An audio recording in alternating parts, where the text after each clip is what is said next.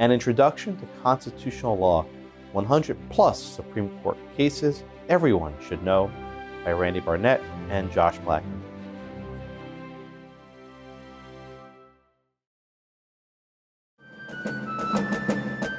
NLRB versus Noel Canning, 2014. The National Labor Relations Board is an independent agency that enforces federal labor law. The board has 5 members who serve staggered 5-year terms. The president can appoint, with the advice and consent of the Senate, 3 members from his own political party and 2 members from the opposite political party. The board requires a quorum of 3 members out of 5 members to operate. If 3 members depart due to resignation or the expiration of their terms, the board is unable to enforce federal labor law. Towards the end of the Bush administration, Senate Democrats blocked the president's appointments to the NLRB. The goal was simple: deny the now conservative NLRB a quorum. Unsurprisingly, the roles reversed after the 2008 presidential election. Now, Senate Republicans blocked President Obama's appointment to the NLRB. In 2011, President Obama nominated 3 people to the board. However, Senate Republicans filibustered the votes. President Obama had previously made 2 appointments to the NLRB while the Senate was in recess, pursuant to the Recess Appointment Clause. It empowers the president to fill up all vacancies that may happen during the recess of the Senate by granting commissions which shall expire at the end of their next session. A related provision states, neither House during the session of Congress shall, without the consent of the other, adjourn for more than 3 days. By using this obscure provision, the Republican-controlled House could prevent the Democratic-controlled Senate from recessing for more than 3 days. Why did the Republicans do this? In order to block any more recess appointments by President Obama. As a result, in January 2012, the Senate would convene every 3 days for a brief session, in which business was only very rarely transacted. One of these so-called pro forma sessions was held on January 3rd.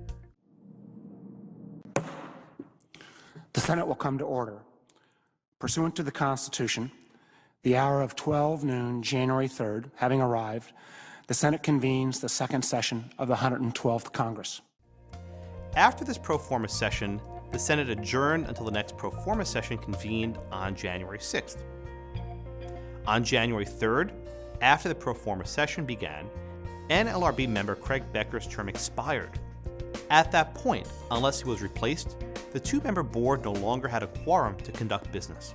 The following day, President Obama purported to make 3 recess appointments to the NLRB.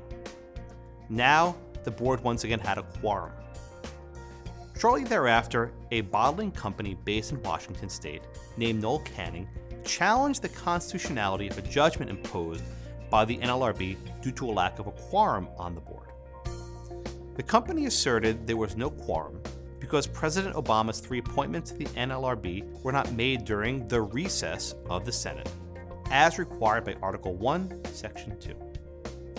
In NLRB versus Noel Canning, the Supreme Court unanimously ruled that President Obama's appointments were unconstitutional because they were not made during the recess of the Senate.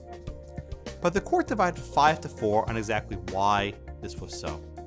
Justice Breyer wrote the majority opinion, and Justice Scalia wrote an opinion concurring in judgment. Though they agreed that the recess appointments in this case were unconstitutional, they disagreed on 3 important questions about the Recess Appointments Clause. First, did the phrase, quote, the recess of the Senate apply only to inter-session recess? There's only one single break between sessions of Congress. Or did it apply also to intra-session recesses? That is, the various breaks during a particular session, such as summer or Christmas vacation. Justice Scalia limited the clause to the inter-session recesses. In contrast, Justice Breyer concluded that the clause applied to both the intra-session recess as well as inter-session recesses. Justice Breyer found that the original meaning of the phrase, the recess of the Senate, was ambiguous and could refer to either inter- or intra-session recesses. Quote, in our view, the phrase "the recess," taken literally, can refer to both types of recess. Founding-era dictionaries define the word recess much as we do today, simply as a period of cessation from usual work. The founders themselves used the word to refer to intra-session as well as to inter-session breaks. The constitutional text is thus ambiguous. Justice Breyer then resolved this ambiguity by relying on the function or purpose of the clause. The power to make recess appointments was given to the president so he can ensure the continued functioning of the federal government when the Senate is away, and therefore is unable to confirm the president's nomination and fill the vacancy. Justice Breyer supported his functionalist analysis with an appeal to historical practice. The history of actual practice also supports our interpretation. As intra-session breaks began to grow longer and inter-session breaks began to grow shorter, presidents began to make intra-session recess appointments, and since the end of World War II, there have been thousands of such appointments.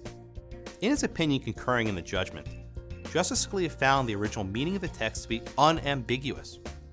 Therefore, he did not resort either to the purpose of the clause or its historical practice. Justice Scalia maintained that the original meaning of the phrase, "the recess of the Senate," referred to the period of time between two of the Senate's official sessions. It did not mean any break in the Senate's proceeding.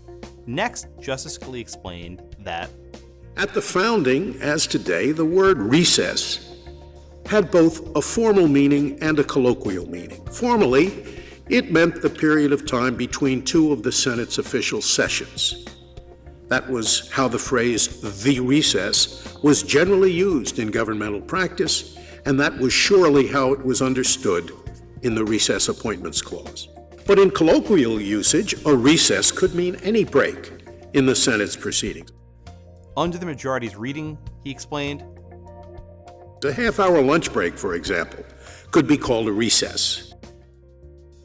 because applying the colloquial meaning would be absurd, and the original meaning of the text was clear and unambiguous, Justices Scalia, Thomas, Alito, and Chief Justice Roberts would have hewed the original meaning.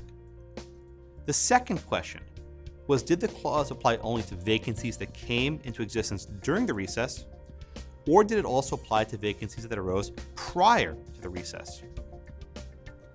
Justice Scalia limited the clause to the vacancy that opened during a recess, while Justice Breyer said it also applied to vacancies that already existed before the recess.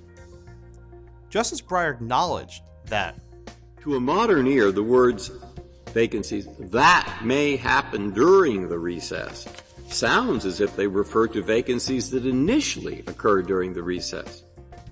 but here too, Justice Breyer claimed that, But the founders thought the phrase ambiguous. and once again, Justice Breyer resolved the ambiguity by relying on executive branch practice. At least since 1821, presidents have thought and acted as if they had the power to fill vacancies that initially arose prior to the recess. As with the first issue, Justice Scalia denied the existence of any ambiguity, stating that, The majority effectively reads the word happens right out of the Constitution. the Constitution does not say that, The president may fill vacancies, quote, during the recess. Furthermore, Justice Scalia found that historical executive and legislative branch practice on which Justice Breyer relies points in the opposite direction. This issue has been the subject of a long simmering inter-branch conflict that we ought to resolve according to our best lights rather than by deferring to an overreaching executive branch. The third question was, could the president make the appointments here During a 3-day Senate break, sandwiched between two pro forma sessions of the Senate? To answer this question once again, Justice Breyer applied a functionalist rule. We hold that the Senate is in session and not in recess when the Senate says that it is in session, provided that it retains the capacity to transact Senate business under its own rules.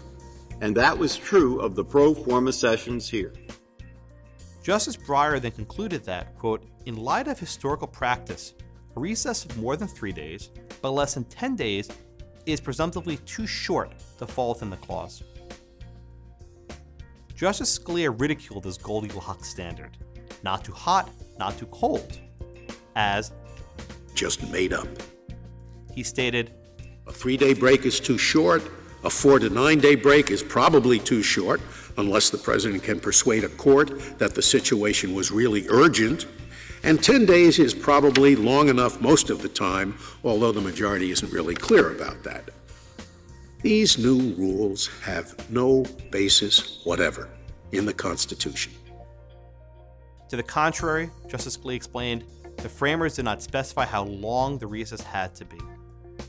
Because they were obviously referring to the formal recess. In the end, while the court was unanimous that President Obama's 3 appointments to the NLRB were unconstitutional, it divided over whether the original meaning of the recess appointments clause was determinate enough to resolve the case. Justices Scalia, Chief Justice Roberts, Justice Thomas, and Justice Alito thought the original meaning of the text was determinate. However, the majority consisting of Justices Breyer, Kennedy, Ginsburg, Sotomayor, and Kagan thought the ambiguity of text's original meaning required resorting to its underlying function or purpose and to historical practice.